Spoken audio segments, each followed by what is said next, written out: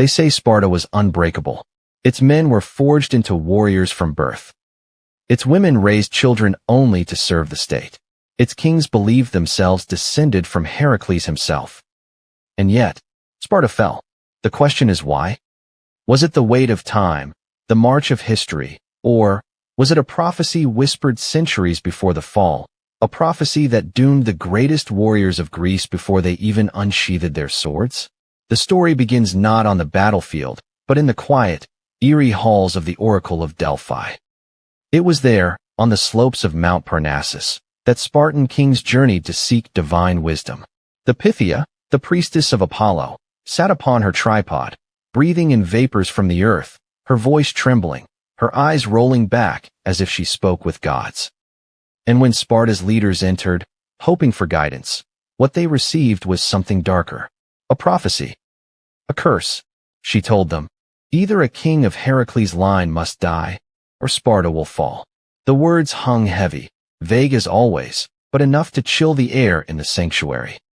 For Sparta's dual kingship was sacred. Both claimed divine descent. And now one of them, it seemed, was marked for death. But here's the thing about prophecies. They don't just predict history, they shape it.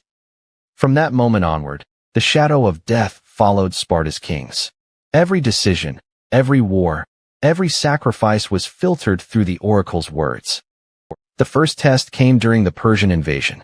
In 480 BCE, the Persians poured into Greece with numbers that dwarfed anything the city-states could muster. All of Greece trembled. And Sparta? It remembered the prophecy.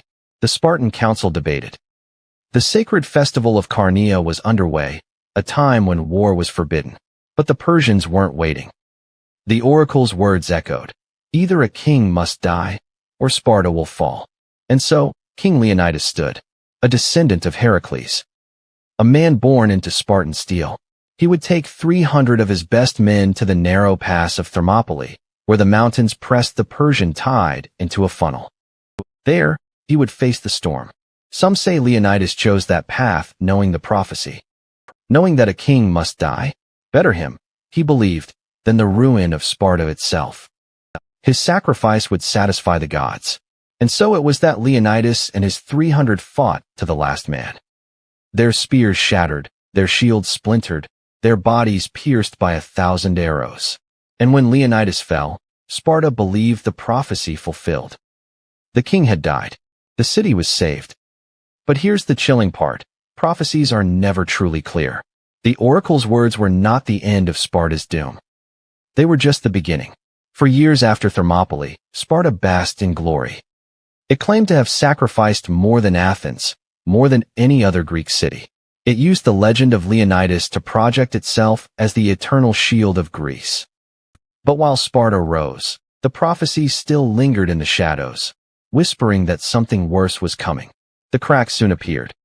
After defeating Athens in the Peloponnesian War, Sparta stood unrivaled. Its armies ruled the land, its fleets the seas.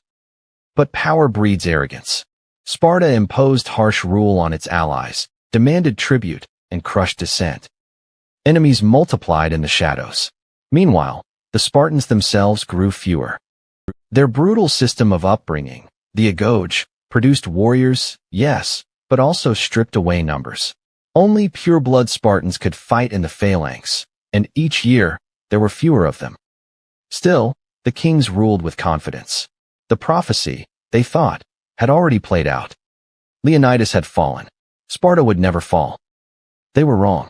In the 4th century BCE, a storm rose from the north. Not Persia, not Athens, but Thebes, a city long overshadowed, now armed with genius and fury. Its leader, Epaminondas, crafted a new kind of warfare, one that could shatter even Sparta's impenetrable phalanx. And at the Battle of Leuctra in 371 BCE, that's exactly what happened. For the first time in centuries, Sparta's army was broken. 600 Spartan warriors lay dead, including King Cleombrotus himself. The curse had struck again. Another king, another death. And this time, Sparta never recovered. Its power was shattered. Its glory gone. But here is the mystery. The prophecy had said, either a king must die, or Sparta will fall. Yet by Leuctra, Kings had died many times. Leonidas, Cleombrotus, others. And still, Sparta fell. So was the oracle lying? Or was there something deeper in her words? Did the prophecy mean that no matter how many kings bled, no matter how many sacrifices were made, Sparta's fall was inevitable? That perhaps its doom was written the moment its people began to believe they could never be destroyed? Because in truth, Sparta did not fall from one blow. It crumbled from within: corruption, dwindling numbers, overconfidence, betrayal. The prophecy wasn't just a prediction. It was a seed planted in the Spartan mind. And over generations, it grew into obsession, paranoia, and blindness. By the time the prophecy finally came true, when Sparta was reduced to a powerless town, its once mighty warriors begging Rome for protection, it wasn't spears or swords that destroyed it. It was the curse of Delphi, a curse that Spartans themselves carried in their hearts. And so, in the end, we must ask, did the gods truly curse Sparta? Or did the words of the oracle simply become the weapon that Sparta turned upon itself? The prophecy did not end at Thermopylae. In fact, that moment was only the beginning of a chain reaction that would stretch across centuries, binding Sparta to a destiny it could neither escape nor fully understand. After Leonidas' death, Sparta stood taller than ever. The tale of the 300 was not just a military act, it became legend. Across Greece, bards sang of Spartan courage. Mothers whispered Leonidas' name to their sons as they placed tiny shields in their hands. And Sparta itself? It believed the gods had been satisfied. A king had died. The city would never fall. But arrogance is a dangerous shield. By the time the Peloponnesian War broke out, Sparta saw itself not merely as a city-state, but as destiny itself. Athens with its democracy, its navy, its empire, these were rivals to be broken. Sparta, claiming divine favor, threw itself into a war that consumed Greece for nearly 3 decades. When victory came in 404 BCE, Sparta expected eternal dominance. Its warriors had crushed Athens, its fleet controlled the seas, and its kings walked with heads high. Yet the prophecy's shadow still lingered, because prophecy, like poison, often works slowly. Inside Sparta, the rot had already begun. The rigid system that once forged perfect warriors was collapsing under its own weight. Pure-blood Spartans were dying in war faster than they could be born. The Helots, enslaved people who worked the land, grew restless, whispering rebellion. Wealth began to corrupt the old equality. Spartans once ate simple meals and communal messes, but now luxury and greed seeped into the cracks. Still, the kings believed they were untouchable. Then came Persia's gold. After the Peloponnesian War, Sparta accepted money from the same enemy Leonidas had died to resist. Their fleet sailed under the weight of foreign silver, their kings took bribes, their generals bowed to foreign kings. For a city that prided itself on honor, this was betrayal at its core. And betrayal always weakens a state more than any enemy. The gods, it seemed, were waiting. The spark that would ignite the downfall came in 371 BCE, at the Battle of Leuctra. The Spartans marched confidently, as they always did. Against them stood Thebes, led by Epaminondas, a man of vision and cunning. His tactics were revolutionary. He massed troops on one wing instead of spreading them evenly, smashing through the Spartan elite at their strongest point. For the first time in living memory, the Spartan phalanx cracked. When the dust cleared, 600 Spartans lay dead. Among them was King Cleombrotus. A king had died. But instead of saving Sparta, this death marked its ruin. The prophecy's cruel twist revealed itself. The death of a king wasn't enough to save the state. It was merely a signpost on the road to destruction. And here's where the whispers of Delphi grew louder. Some claimed that the prophecy had been misunderstood. That it wasn't about one king's death saving Sparta, but about the endless sacrifice of kings being demanded until nothing remained. Others argued the gods had turned against Sparta entirely, punishing its pride, its cruelty, its arrogance. The truth? Sparta had been tricked, not by Persia, not by Athens, not even by Thebes, but by its own belief in the prophecy. Because the kings and councils clung to Delphi's words, they blinded themselves to reality. They believed sacrifice would save them. They believed fate was on their side. They ignored the crumbling walls of their society. The prophecy didn't destroy Sparta by magic. It destroyed it by obsession. After Leuctra, Sparta was never the same. Its power was shattered, its dominance broken. Cities it had ruled rose in rebellion. Its armies grew thin. Even when it tried to fight back, the numbers weren't there. The mighty Spartan machine, the training, the discipline, the fear it inspired, meant nothing without soldiers to fill the ranks. And so the prophecy lived on like a ghost. Every time a king died, whispers arose. This is the death that will save us. But the salvation never came. By the time Alexander the Great swept across Greece, Sparta was little more than a stubborn relic. Alexander mocked them in letters, and though they replied with famous defiance, they were powerless. The gods had abandoned them, or perhaps they had abandoned themselves. Still, the final act was yet to come. Centuries later, when Rome rose as the master of the world, Sparta was no longer a threat, only a curiosity. Roman travelers visited its ruins, watched mock battles staged by tired descendants of warriors who once shook the earth, and asked, "What happened to Sparta?" The Romans, too, whispered the story of Delphi. They said it was never swords, never spears, never enemies that destroyed Sparta. It was fate. A single prophecy that echoed across time, trapping a city of warriors in the chains of its own belief. But here's the question that lingers. Was it truly fate? Or was it a story Sparta told itself? A story that became more powerful than armies, more deadly than Persian arrows?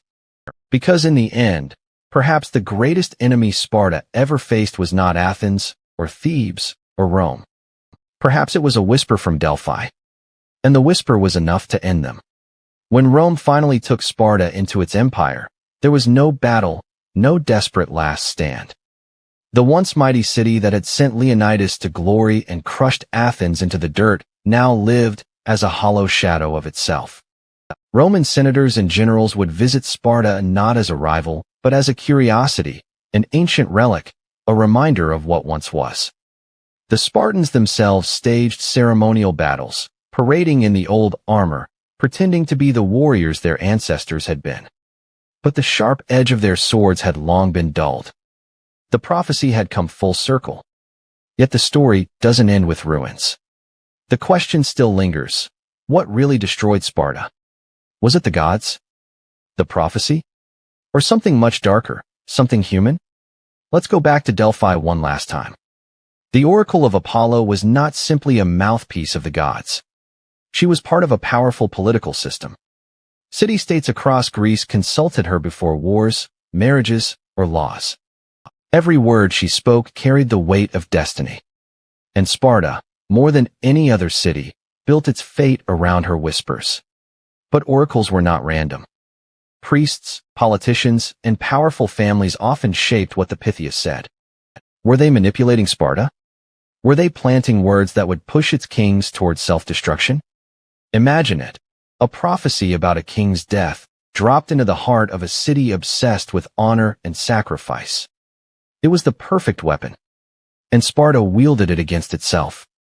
Leonidas embraced the prophecy and went to Thermopylae, ensuring his death. His courage was real, but the prophecy gave it shape. Centuries later, when Cleombrotus fell at Leuctra, Spartans again whispered that the gods had demanded it. Each time, they convinced themselves the prophecy was being fulfilled, when in truth it was chaining them to despair, convincing them that destiny, not strategy, ruled their survival. Meanwhile, real threats gnawed at their walls. The Helots, their enslaved population, outnumbered them many times over, constantly on the brink of rebellion. Their numbers dwindled as war after war devoured pure-blooded Spartan men. Their refusal to adapt, to change tactics, to open citizenship, to reform their harsh system, left them brittle. But the prophecy blinded them. Instead of fixing their weaknesses, they clung to the idea that the gods had already written their fate. And in the end, maybe that was the truth. The prophecy didn't come from the gods. It came from within Sparta itself. It was their pride. their refusal to bend, their obsession with being chosen by destiny. The prophecy wasn't just words. It was a mirror held up to Sparta's soul, showing them their doom long before the first spear was thrown. By the time the Romans arrived, Sparta was little more than a story, a ghost city of fated warriors.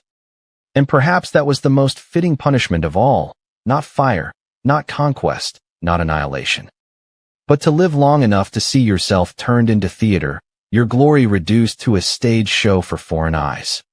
So what really destroyed Sparta? Was it Delphi's curse? Was it hubris? Or was it the simple truth that no city, no matter how strong, can escape the weight of its own myths? And here's the question I'll leave you with. If Sparta had never heard that prophecy, if Leonidas had marched differently, if Cleombrotus had lived, if they had trusted strategy over destiny, could Sparta have survived? Could the greatest warriors of Greece still rule the world today? Or were they always doomed the moment they believed the gods had chosen their fate?